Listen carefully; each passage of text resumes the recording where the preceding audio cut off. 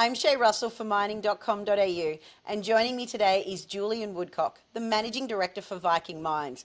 Julian, how are you on this Friday afternoon? Hi Shay, I'm great, thank you. Looking forward to the weekend.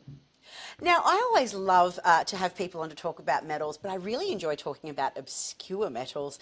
Now, Viking Mines is exploring for vanadium. Before we even get to the fabulous project you've got out there in WA, can you please tell people what vanadium's even for? Yeah, it's a good question, and a lot of my conversations start with this. It's a commodity that's not well understood, but surprisingly, it's absolutely all around us, everywhere, all the time. Vanadium is primarily used in the steel sector. That's where it's traditionally made its time, and it's used as a hardening agent. So 90% of world supply currently goes into the steel space. The other growing area, though, which is really exciting, is in the battery. Hear a lot about batteries. There has been significant advancements over the last few years. There's the vanadium redox flow battery. The consumption of vanadium supply has gone from 1% a few years ago to now 10% into that space. And it's forecast within the decade to require a doubling of the supply of the commodity to meet that need. And these batteries have a huge opportunity in the space of long duration energy storage because they've got a lot of advantages over lithium ion. Now, let's move on to talking about your Canegrass project. First of all, what attracted you to this project out in WA?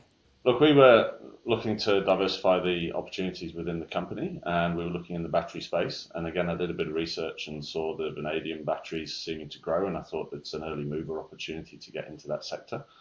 So we went out, we identified the Canegrass Project, and it's really been performing exceptionally well, beyond our expectations over the last year. So we inherited this project with a modest resource, containing about £1 billion of vanadium. The current vanadium price is about $5 US, so it's $5 billion of value.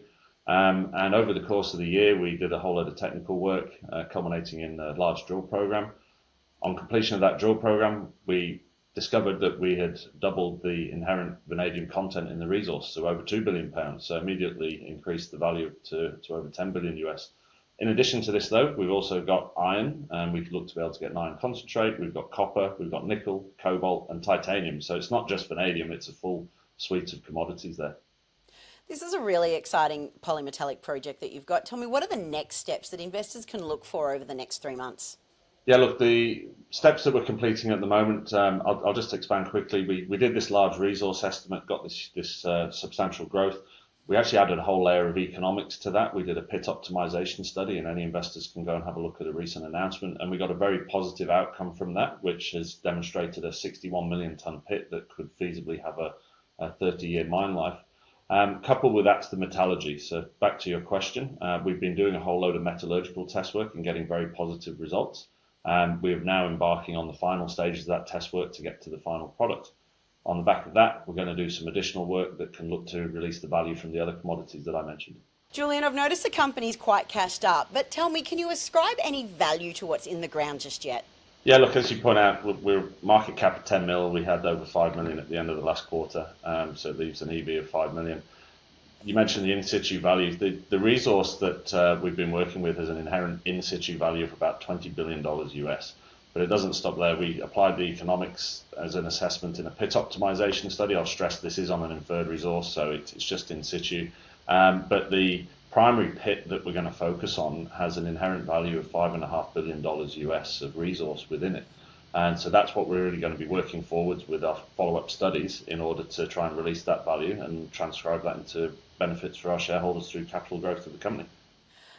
Listen, you have blown me away with this conversation. You talk about other commodities that we didn't even know at the start of today's conversation. You then mention a potential 30-year mine life. Julian, I really hope I get to speak with you again. This sounds very exciting. Thank you so much for being here. That's a pleasure. Thank you very much for having me, Shay.